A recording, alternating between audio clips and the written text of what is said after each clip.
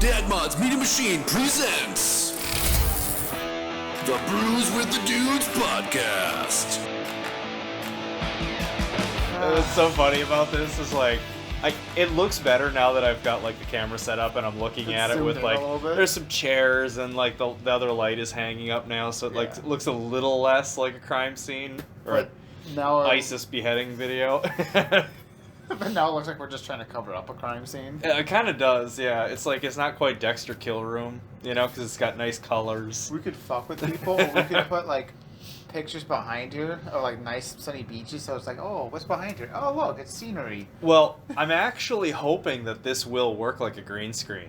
That would be that I can sweet. select it. But the problem is that like it's kind of a teal color, so it's like what you do, you're chroma keying and you're taking a specific color from the entire image and you're replacing that with whatever you're keying over it.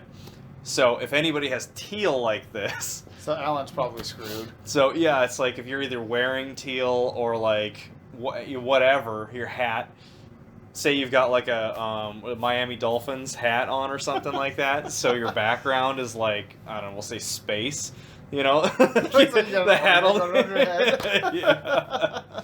Hey guys, welcome back to another Brews with the Dudes podcast. We're doing something a little different this week. Yep, we're currently in Iraq. And, we are. No. We are. We're in a basement. We're in a bunker right now. Yeah. So actually, it kind of is a bunker. It kind of is. I mean, it's like 2 feet thick wall. Yeah, so and it's we're, like I don't know. Currently, we're technically underground. Yeah. I mean, you stand up, you're not anymore. But you're still underground. Yeah.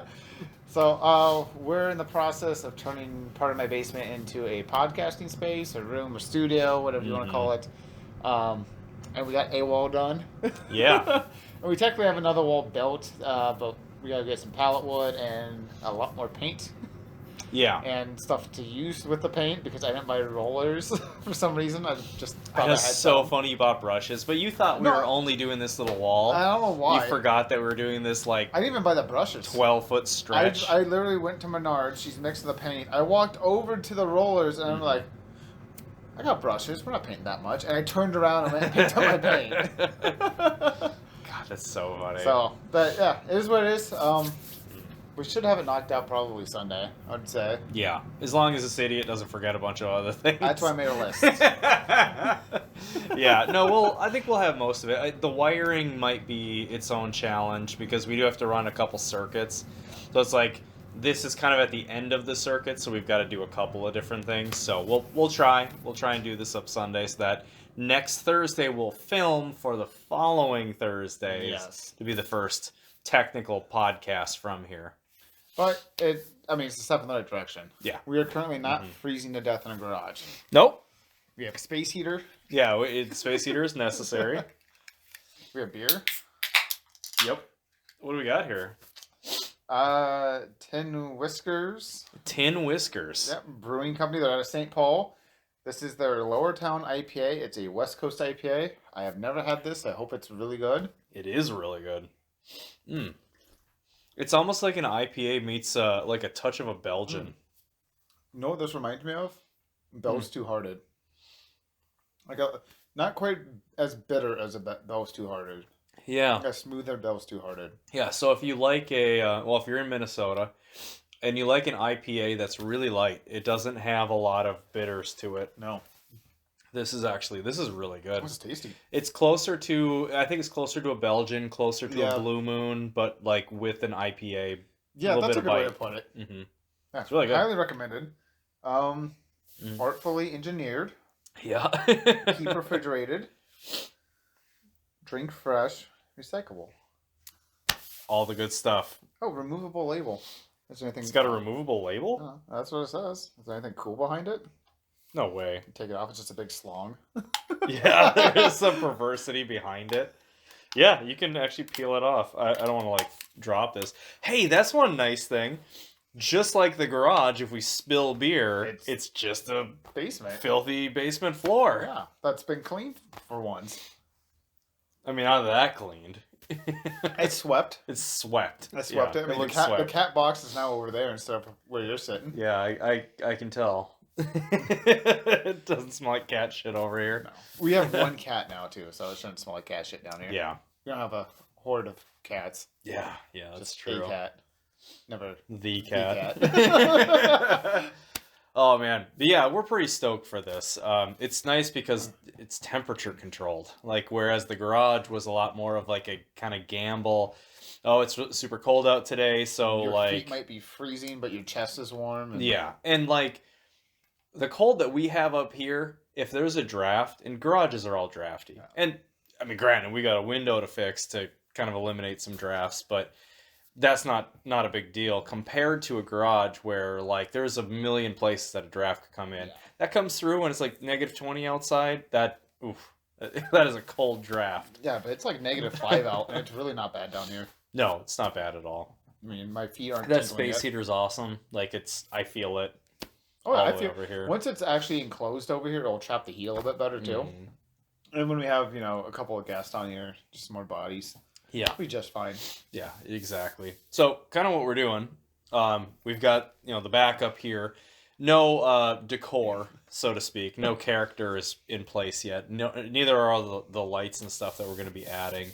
But, so we got that, and then we're going to do something fun with this wall. Not painted, area. apparently. No, we're going to cover that. And then we've got curtains that we're going to use for some of the other spaces. And then we, like you had mentioned, we built this little wall over here that's going to house all of the electronics and a big-ass monitor so that the people attending, the guests that we have, can follow along with what we're doing. So if we, are putting up some context, we're researching something quickly, we're talking about Facebook SEMA. Marketplace or SEMA or Yeah, Marketplace will be a great new one. EVs, which do you see GM launched or announced their Silverado for 2024 as an EV? Oh, no shit. 400-mile range. It looks really good, but it's like 400 miles. That I'm assuming that's not pulling a trailer or payload or anything like that. Obviously, That's probably with like a driver, and Yeah. that's it, and like a tailwind.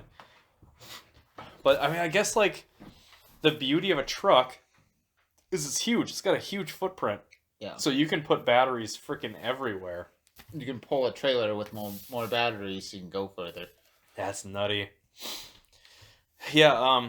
Do they have and I can't remember what this is called. For those of you that are familiar with what a Rivian is, the Rivian RT1 or whatever, it's R1T, RT1, whichever. Gorgeous electric truck, and they're just starting to roll out now.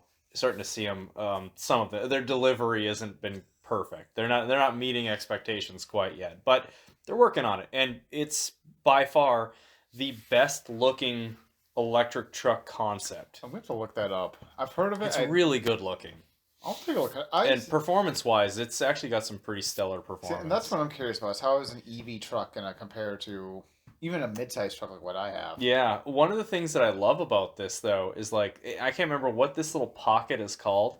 Behind the cab, sort of on the box, there's like this pass-through pocket that it's dead space on an EV. If you think about it, there's no drive shaft, there's no exhaust. So you can have a perfectly flat floor, and you've got this pocket on the truck where it's still, body has to cover it to look like a truck, But there's nothing but there. there's nothing behind it. So what they did on the RT1 is they basically made the whole width of it with like a little door on both sides pass through. So it's like, That's sweet. if you got a set of golf clubs, if you've got oars from a canoe, if you've got fishing Hell, poles. even if you just want to, like, instead of having a toolbox in the back of your truck, there you go. Yeah, exactly. Yeah, really, like a slide out thing. Yeah, that's a really good point. So it's super cool, and I wonder if you're gonna start seeing that on like the Silverado I bet concept you would, or. 'cause a lot of these manufacturers with these EVs, they're learning how to use the space to their advantage. Yeah, they really are. Yeah, it's super cool. I'm excited. Dodge has done kind of a cool job with trying some unique stuff with their storage-wise. So it's like those newer Dodge Rams, how like the top of the box, they have those little flip-up pockets on the sides. Yes. Yep. Yeah, I love that.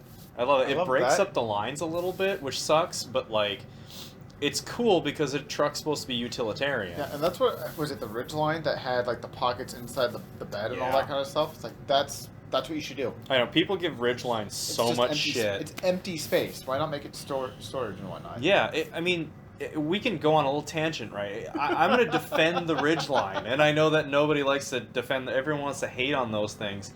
That is a 300 horsepower, 300 foot-pound truck. That's higher performing than my 95 Silverado. Oh, yeah. So it has better output than that. I think it has the same, or actually I think it has better performance than the LT1 or Vortec V8 that came in them at the time. I got a 4.3, so it doesn't take that much to outperform that. This is how a Civic might be able to do that. So they can tow, I think, like 7,000 pounds or 5,000 pounds or something like that. I can't remember. It's decent. It's not bad really for decent. a unibody truck. That's not bad. Unibody, all-wheel drive. Yeah. Yeah. I mean, they're kick-ass trucks. And then if, like, you need to store anything in the back or whatever, yes, you have a smaller box to deal with. But still, I think in most circumstances, unless you're somebody who needs to haul 4x8s of whatever, sheets of whatever, it's going to work for you in 90% of situations. And, okay, so it doesn't work for you perfectly in those couple of situations. One, I'd be curious how far an 8-foot sticks out the back of it. It's probably a 5 or a 6 foot bed. Mine's 5, so I know it sticks out about 1.5, 2 feet. Yeah, because you tip down the thing. But that's probably the exact same, if I remember correctly. So you have a ratchet strap on there. What do you do? Exactly. It's not the end of the world. Yeah, so I guess I've never understood it unless you're somebody who's using a truck to such an extreme where you're filling the back full of soil or... If you own a construction company, okay, I get it. Yeah, totally. But if your truck reasonable. primarily sees to and from work with Menards once a month, then why have It's it? perfectly fine. Yeah, I get a lot of crap for my Frontier, and you know what? I have yet to need a bigger truck. Yeah. I love that thing. We bought a bunch of 2x4s today. It was nice. Like, okay, cool, just toss them in the back. Like, yeah, they hung out the box by a foot, but what do you do? No, big deal. Yeah, that's who what cares? straps are for. It was so nice instead of having a Forester where I have to fold the seat down and line it up through the driver's seat and, you know, and hope nobody hits me so I don't send 2x4s through the front of the car. And Oh my god, I know. It's My so nice. Subaru was like that too. we're hauling, you know, the pit cruisers up to Brainerd and whatnot. Perfect, yeah. Worked perfectly. So I don't know. I love having a mid-sized truck. I don't know why the Ridgeline gets so much crap. If I could have bought a new Ridgeline, I probably would because I think they look really nice. Yeah. But I could only afford the old Ridgeline, and those look like shit. So Oh, you don't care for those? I hate the old Yeah. ones. I like them, just I think because they're it's good, but I just don't like the way they look. Right. Yeah. Personally, I like the way that they look, but different strokes. Yeah. I think it's cool because it's really tailored to a different demographic anyway. So really it's like, is. why are the guys who need a full-size pickup, that need a diesel or whatever, why talk shit about the Ridgeline when it doesn't affect you? It's not for you. It's for the dude who wants to throw a four-wheeler in the back, or quad or something in the back, or wants to like throw their dirt bike in it, or wants to go fishing and tow a boat. Like, it does all those things. It does. Yeah, if you've got a fucking 26-foot, I don't even know what you'd call it, a big-ass, like, oh shit, what do they call those? Gooseneck? Charter fishing boats or something like comparable to that, then you're gonna need a bigger pickup. Oh, your car trailer hauls 2 cars? Like, you're gonna need a bigger truck. Here's the kicker, though. When I was researching these things, that was one of my first questions was, can you tow a car trailer with it? And all these guys, they've got their Civic hatchback, drag cars, and stuff like that on trailers getting towed behind them. Yeah. And it's fine. These things are running 200,000+ miles. Frontier's the same thing. I got told, you can't really tow a whole lot. If I needed to tow the BMW to Brainerd or whatever, it would do it, no problem. Yeah, it'll handle it. It'd be comfortable. Yeah. So I don't get it. Whatever. It's fine. Whatever. I don't know why we got on that tangent. Fuck them. Rivians. We're talking about the EV vehicles, the EV trucks. So yeah, it's exciting to see what's going to be coming out. I know we always go on these tangents about this stuff. Yeah. Oh man. But yeah, hey, we don't have a ton of time for a podcast today anyway, so we really just wanted to throw something together. We're hanging out, we're drinking some beers. Trying not to die from drinking beers. Yeah. we're showing you a portion of the the basement down here with absolutely no character yet. But it's going to be a lot of fun. I'm really excited. Yeah, it's been a lot of fun.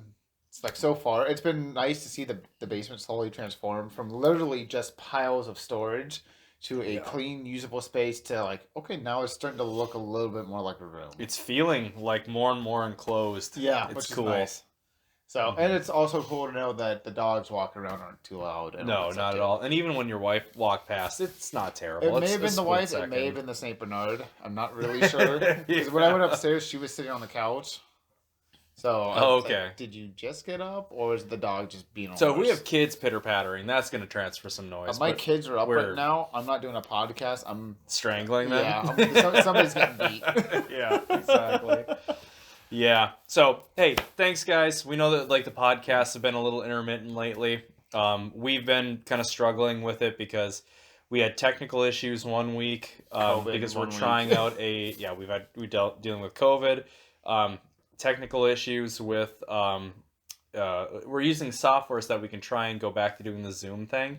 Well, our Zoom renewal came up and we're like, do we want to pay another $200 for this? Shit. So we've been dealing with all that and trying to figure it out. So appreciate the patience. Yeah, hope you guys are enjoying what we have been able to put out.